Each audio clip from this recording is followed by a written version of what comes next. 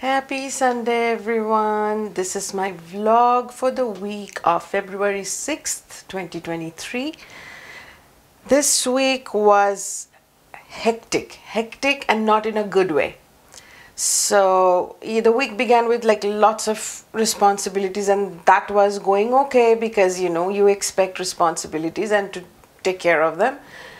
But then Thursday, I got a call from my son's school saying that he is having an allergic reaction to something he had eaten during lunch. I think we have had an allergy panel done for him, and of course it was not definitive, and the doctor had said nothing can tell you exactly what you're allergic to, but it is a bit of trial and error. Like if you try something, be sure to have your EpiPen and all that handy, Benadryl, EpiPen and all that handy. So he carries his EpiPen. The school always has Benadryl and those kind of over-the-counter medicines. So when I first got a call, they just say, he's just having an allergic reaction, and we just wanted to let you know. So I didn't assess how severe it was, but like about 7 minutes or so later, I got a call from the school nurse again, and this time she sounded like she was in panic, and she said, "Mom, we tried to give him Benadryl, but he is vomiting, and at this point it's a full-blown anaphylactic reaction. And we have given him EpiPen, and we have called 911. And I was like, I am going to be there in 10 minutes. It's not a 10-minute distance.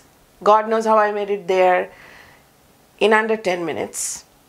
I basically flew my car. That was not wise, but I wanted to get there before the ambulance arrived, and the ambulance was just behind me. So we went to the hospital and we stayed there for observation. They treated him, and we knew that he has a known allergy to cashews, but in the past, it's very hit or miss. He's okay with almonds. He doesn't even like peanut butter. And unlike the elementary or middle school, the high school isn't super particular about no nut policy. It's like everybody does what they need to do, and by this age and stage, I think children are considered you're grown up enough to be able to know what to stay away from. And he has never had any allergies to pistachio before. I'm not sure if he has eaten pistachios really before, but anyway, that was a whole thing that took up all of Thursday. And that Thursday, after dropping my youngest at school, I was feeling like today I don't feel so good. And children, they are exposed to so many things at school from other children, and they bring all that home. So I was feeling like, oh, did I catch something again? I feel so tired. I'm just going to lie down. 11 o'clock in the morning, lying down is not normal for me. I don't think it's normal for anybody. But I feel like I just need to lie down for a few minutes. And I did, and that's when I got the call. So there goes how I was feeling. I totally forgot how I was feeling. And that was the rest of my day. And he's thankfully fine. But it was one thing I realized about him, that one thing he also has that I have, and I don't give myself enough credit for that, is that both of us are extremely calm in crisis. We may be running around with chicken with head cut off on a regular day, but in some of the most severe crises that I have faced, and this was one of his that he was facing, he was calm. He was calm, and I think that helped him greatly in his recovery. Obviously, whatever the physical things needed were observed and taken care of, but still, the nurse or the school was panicking far more than he or I was. So that was Thursday, and then again, everything that didn't get or was on Thursday's list didn't get done, got done on Friday and Saturday. So apart from that, on the more fun things, I made a new friend. She's my neighbor, like down the street. She lives by herself, and we went on a walk yesterday. And I had such a great time getting to know her that we decided we are gonna meet next Saturday and go on a walk again. What I liked was that she wasn't a fast walker, because I walk like a snail. I am just very happy that I'm walking, and my attention gets diverted to everything. Like I walk alone because I like to walk mindfully. I like to see things, and when I am walking alone, more animals and birds find me rather than when I'm talking to someone and walking with someone. But this Saturday I did have a good time chatting with somebody, especially after all that happened on the previous days of the week. And other than that, I mentioned that I was taking a drawing class, a beginner's drawing class with my youngest, and this is what we did this week. He gave us some shapes. It was like a trapezoid that he gave us, and then he didn't reveal. He asked us to copy that shape, and then he did not reveal what it was about to be. And this is like, it's just an impression of a cat. And he was just trying to say, sometimes if you see an object and if you look at it in terms of the basic shape, then you can create almost like an envelope of that shape and then fill in some of the details. This is not a detailed drawing. I'm not proud of it, but given the context and given the drawing that we were given, it's a pretty accurate copy of what he was asking us to do. But I cannot say that I think my cat turned out to be good looking cat. And then he gave us this again. I have not learned to draw or paint like this. Mine is, start somewhere else, just anywhere else. And this is kind of like, more realistic type stuff. So I had a great time.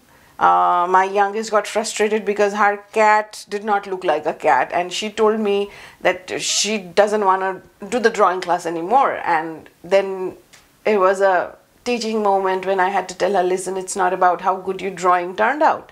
It's simply about coming and taking the class and trying. That's all that matters. No, they were adults whose cats were worse than hers.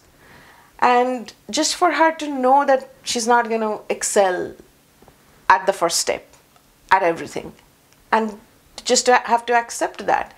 And if she still, after the 4 classes, if she feels that, no, this is not something I want to do, because I don't want her to give up. Like, how children would, if they don't succeed at something immediately, they sometimes like, I don't want to do that anymore. I'm not good at that. I don't want it to be like that, but I want her to gently nudge her back to take the class, to continue to do that, and then see if may not be her thing, and that's okay.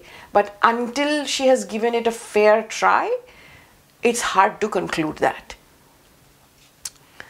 So that is my drawing, and I have been tracking, as I had mentioned, I have a creativity tracker on my bullet journal, and yesterday I did spend a part of my day making certain things, so I'm going to mark that in. And it's so satisfying to fill that in, especially, if I can fill in. Like this was Thursday, and nothing got done Thursday because Thursday was entirely devoted to his care, which is fair, but that day I just didn't have time.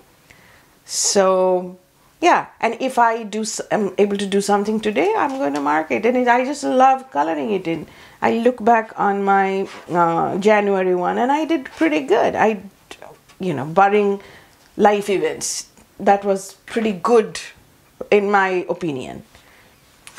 So that brings me to the 100-day project, which starts on February 22nd. There is still a little time, but I have no flipping clue as to what I could do it about. And if an idea doesn't come to me easily, I might skip this year and be okay with it. Like, I would try to still be creative in some way every single day, but it may not fit within the framework of a 100-day project with a specific theme or a specific, specific medium or something. I don't know. We'll see.